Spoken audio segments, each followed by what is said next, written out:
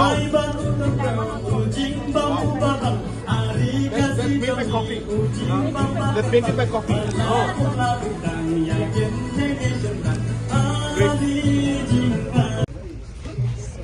This is small bottle.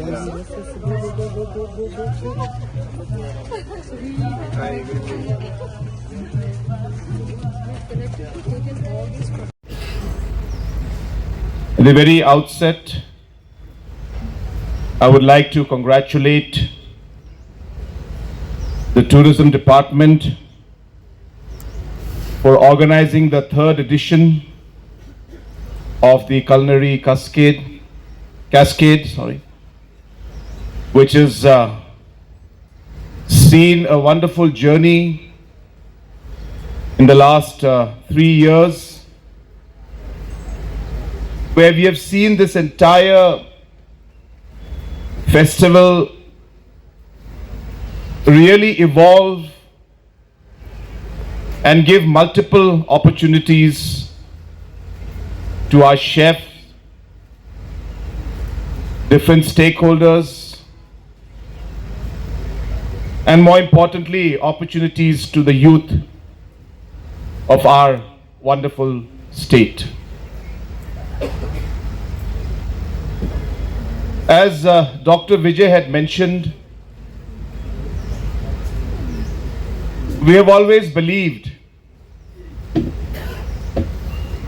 that there is a lot that our state has to offer. Be it our culture,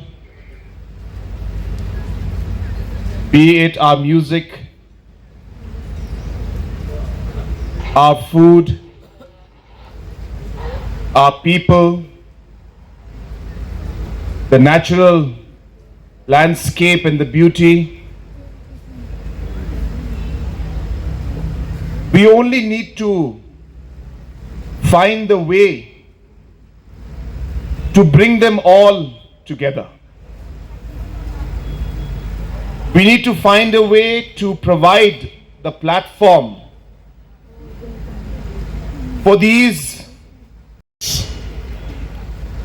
of our state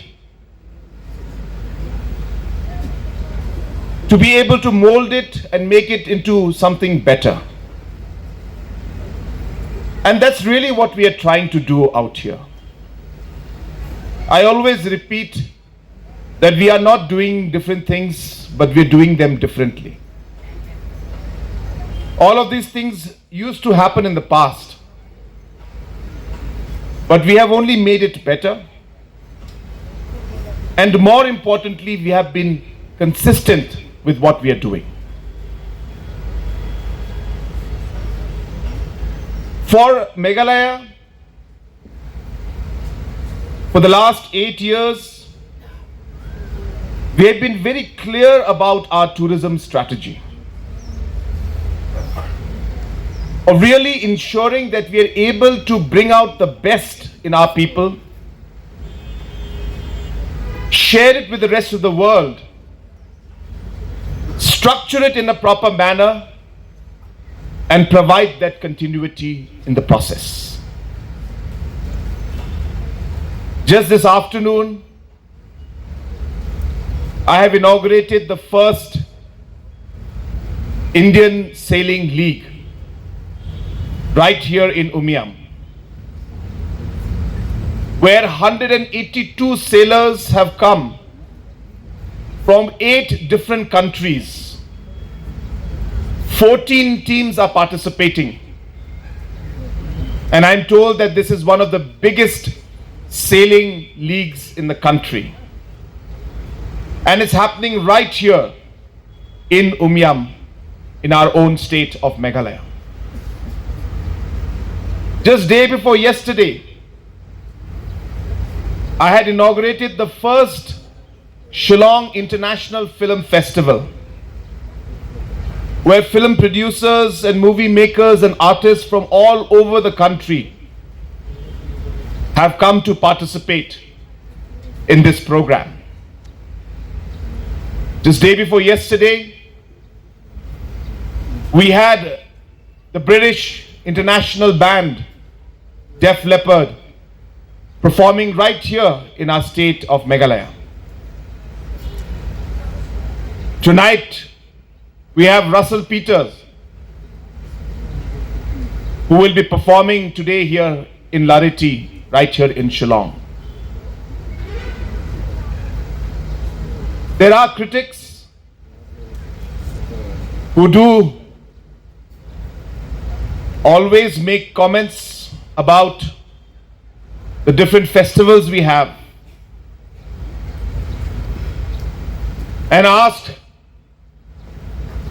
what we are getting out of this festival. But I always tell everybody that these events and these festivals cannot be seen as a single event.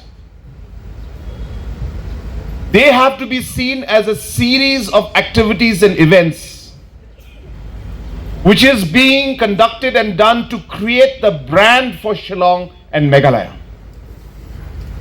And so if you see just one event and you start to question one event, you are definitely missing the larger picture. Some events may not go too well. Some events may go very well. But that is the nature of programs and of investments that we make. These investments cannot be seen simply as an expenditure on one particular event, but an investment into creating the brand and the overall larger picture of what we want to present Meghalaya as. Cherry Blossom used to be a very small event. Used to happen out here and maybe one or two rock concerts, music events. But today, Cherry Blossom is a national event, a calendar event, where people from all over the country, all over the world, and international participants come and perform and are part of the Cherry Blossom Festival. And that is how we need to picture, we need to think, and we need to create the branding of our state of Meghalaya. And hence the Culinary Cascade that we are having today is one piece of this entire picture that we are trying to create for our state. But let me also say that it's a very important piece, because as Vari was mentioning, that while we talk about food, it is not just about food alone. It's about our history. It's about our culture. It's about our people. It's about a complete story that we are here to tell. And as we have moved along the years, I can see that story evolving, getting better and better. And I hope that we'll be able to take this further in the years to come. While we talk of the Culinary Cascade, I would just like to mention one point which is very close to my heart. As a state, we face multiple challenges. While we as a government try to work to change those aspects and challenges that are in front of us, we sometimes are able to succeed, sometimes we're not able to succeed. We have challenges in health, we have challenges in education, and many other sectors where challenges are there. While I say that, I'm sure some of you must be aware about challenges of malnutrition, stunting,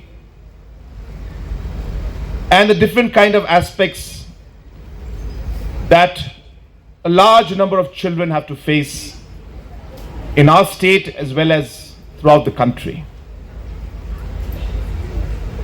I would like to propose and would like to suggest to the tourism department. I am coming up with a program called Mission 1000. It's a targeted program and approach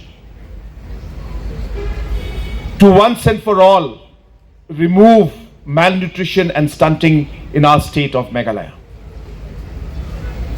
We are determined to do it in a mission mode, where we are planning to monitor every single child who is born in our state, provide targeted based nutrition food to them, monitor it every month personally. Of course, officials will monitor every day, every week. Use technology and all the support we can get to really eradicate malnutrition in our state. I intend that apart from providing supplements, I would like to see that our local vegetables and local food, which have high nutrition value, need to be marketed, need to be informed to the mothers, to the villagers, to different caretakers at the village level. Hence, if we can extend this aspect of the Culinary Cascade from apart from the tourism aspect and ensuring that we're able to tell the story, I would like you to map different local food items in terms of their nutrition value. Make it one of the projects that you can. The different local foods that our people are having.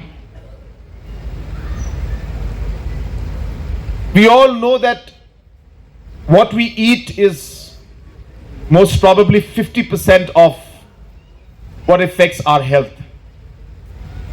And of course, in today's world, there are thousands of things that make sure that that does not happen in the right way. And the sad part is, most people are actually unaware. It's not even that they are doing it purposely. They're doing it because they have no idea how much certain food things, items, processed food, or whatever it is impacting them. So I would like to see that some social aspect of this particular festival in an extended manner could help us in our Mission 1000, where for 1,000 days we'll be monitoring children. I would like our chefs to take out certain days to be part of this mission, adopt a certain village, adopt a certain area, a district, figure out a program where we get different people involved, whether it's CSR programs, whether it's different restaurants, hotels, whatever you can. I really want every single person in our state to join hands with us to eradicate malnutrition in our state. And that is really one of the missions that I have. We have kept 3 years to do this in front of us. I'll be launching this on the 31st of March. But I take this opportunity to say this today is because, yes, the aspect of tourism is very crucial.